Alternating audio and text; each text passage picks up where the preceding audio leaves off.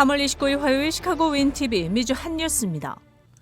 시카고 한인의 임시회장을 맡았던 박해다 씨가 29일 오전 바비큐 가든에서 기자회견을 열고 그랜트 2만 5천 불 수령 사실을 밝혔습니다. 박 전 회장은 지난 7월 신청한 그랜트가 1월 26일자로 나왔다고 밝히고 25년 만에 한인의 처음으로 받는 정부 기금이라고 덧붙였습니다. 그는 이 기금을 최은주 회장에게 전달하며 더 다양한 그랜트를 찾아 신청해서 향후 한인 퍼레이드, 한인 축제 등에 사용해달라고 부탁을 곁들였습니다. 그리고 한인 회장이 앞으로 한인회를 운영해 나가는데 조금이라도 보탬이 되었으면 한다고 밝혔습니다. 현재 링컨길의 한인회관은 팔렸으며 새 한인회 건물을 물색하고 있는 한인회는 윌링과 글렌뷰 두 군데의 후보지를 놓고 곧 매매 계약을 마무리 지을 예정인 것으로 밝혀졌습니다. 한인회 보유자금 47만여 달러를 비롯해 해외 동포재단에 신청해 놓은 25만에서 27만 달러의 기금으로 한인회 건물을 구입할 계획이지만 회관 후보지는 100만 달러 정도인 것으로 알려졌습니다. 최은주 회장은 후보지 매매 계약을 성사시키려면 시카고 한인 동포사회의 도움이 절대적으로 필요하다며 조만간 회관 마련을 위한 대대적인 한인 회비 납부를 비롯해 모금 캠페인을 벌일 것이라고 말했습니다. 현재 있는 돈 플러스 예상액 플러스 기금 하면은 지금 회장님께서 계속 보고 계신 약 100만 불짜리 건물을 살 수 있을 거라고 생각을 해요. 그런데 얼마나 빨리 레이즈가 됐냐에 따라서. 윈TV 뉴스 이전봉입니다.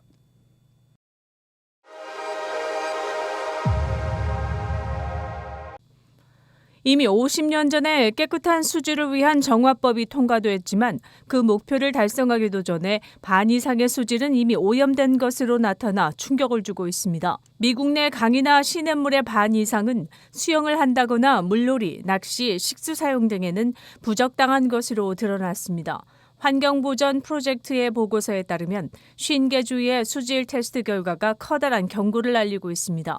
70만 마일에 달하는 수로가 존재하지만 51% 정도는 오염돼 있다고 보고서는 밝혔습니다.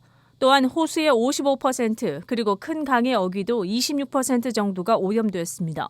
오염도는 수영이나 물놀이, 낚시 그리고 식수용으로는 상당히 부적당한 것으로 드러난 것입니다. 물론 주마다 차이는 있습니다. 인디애나주는 24,395마일의 수로가 있지만 가장 더러운 것으로 지적돼 수영과 물놀이에는 부적당하다고 평가되었습니다. 그 다음으로는 오레곤과 사우스캐롤라이나가 꼽혔습니다. 플로리다주는 호수가 차지하는 면적을 기준으로 할 때 수영이 불가능한 최악의 주로 나타났고 캘리포니아주는 강이나 시내의 길이를 기준으로 할 때 식수로 사용하기에는 가장 나쁜 주로 나타났습니다. 화이자가 만든 부스터 백신 2라운드용이 식약국에 승인하여 이번 주부터 50세 이상 성인들에게 시행될 것으로 보입니다. 12세 이상인 경우 화이자 혹은 모더나 백신을 접종한 후 5개월 후, 존슨앤존슨 백신을 접종한 후에는 2개월 후에 이미 부스터 접종이 실시되고 있는 중입니다.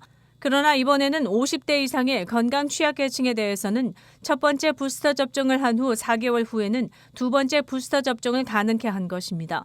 따라서 백신 접종은 모더나와 화이저의 최초 2번 접종 후 부스터 접종 그리고 두 번째 부스터 접종을 계산하면 총 4번의 접종을 의미합니다.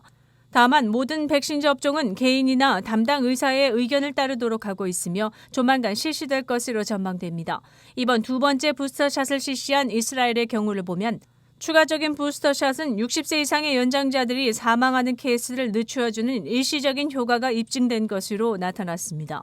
이스라엘을 비롯해 칠레, 스웨덴 등은 연장자층이나 위험군에 속하는 그룹들을 대상으로 4번째 접종을 이미 실시하고 있습니다.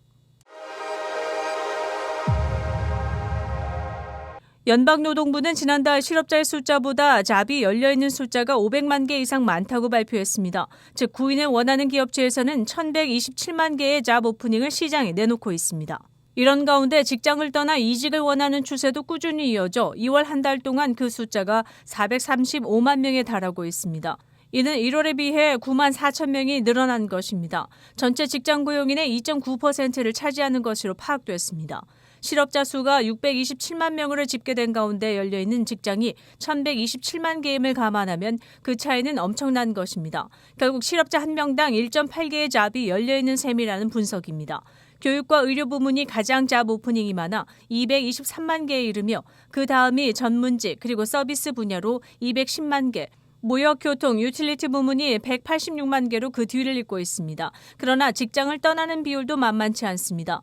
2021년 11월 현재 451만 명이 이직했는데 이는 전체 고용인의 3%를 차지하는 숫자입니다. 이직자가 가장 많은 부문은 무역, 교통, 유틸리티 부문에 106만 명인 것으로 나타났고 레저 접객 분야는 5.6%였습니다. 대부분의 이직자들은 좀 더 대우나 혜택이 나은 직장을 찾을 수 있다는 희망에서 비롯된다는 분석이 설득력을 얻고 있습니다. 해고나 사직이 지난달 139만 명에 머무는 동안 고용기회는 26만 3천 개가 늘어 약 610만 명에 이른 상태입니다. 러시아와 우크라이나 간 직접 협상이 이스탄불에서 진행되고 있는 가운데 러시아 측은 우크라이나 수도 키우에 대한 침공을 더욱 강화하지는 않을 것이라고 밝혔습니다. 특히 키우와 북부 지역에 체르니 이후에 투입한 군사력을 줄일 것이라고 덧붙였습니다. 그 이전에도 이런 약속을 한 바 있어 과연 모스크바가 이를 이행할지는 의문으로 남습니다. 우크라이나 측은 인도적 차원에서 조속히 정전협정이 이루어지길 바라고 있으며 국제안보 차원에서 자국을 보호해 줄 것을 요청하고 나섰습니다. 유엔 측 발표에 따르면 전쟁으로 인해 우크라이나 주민 1,179명이 사망했으며 74명의 아동을 포함해 1,860명이 부상당했습니다. 이 집계는 지난달 24일부터 3월 28일까지의 희생자 합산이라고 유엔 인권위원회는 덧붙였습니다.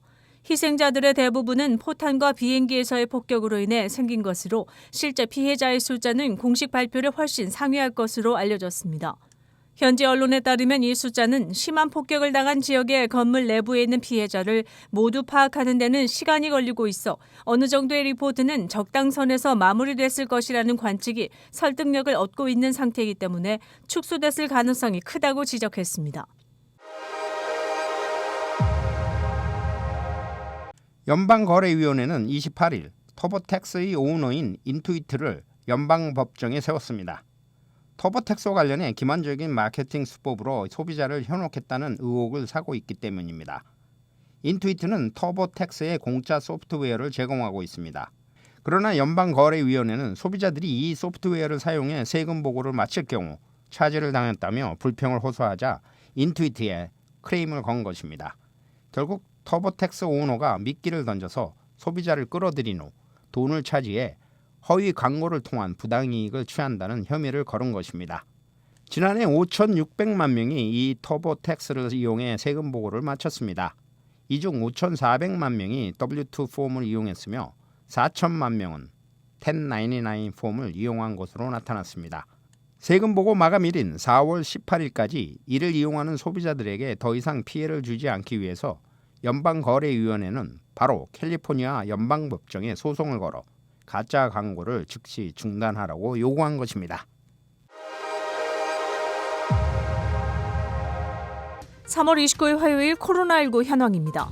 미 전 지역 신규 확진 16,886명, 신규 사망자 수는 215명이며 백신 완전 접종률은 66%를 나타냈습니다. 일리노이주 신규 확진 1,586명, 신규 사망자 수는 20명이며 백신 완전 접종률은 68.2%를 나타냈습니다. 다음은 어제 기준 각 주의 신규 확진자와 신규 사망자 수입니다.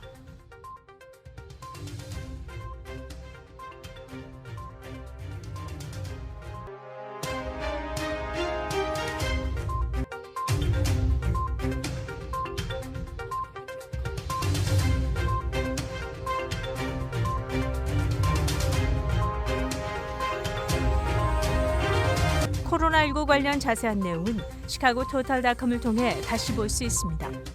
윈TV 채널 24.5와 MCTV 채널 24.6 방송은 안테나를 이용한 공중파 방송을 통해 시청할 수 있습니다.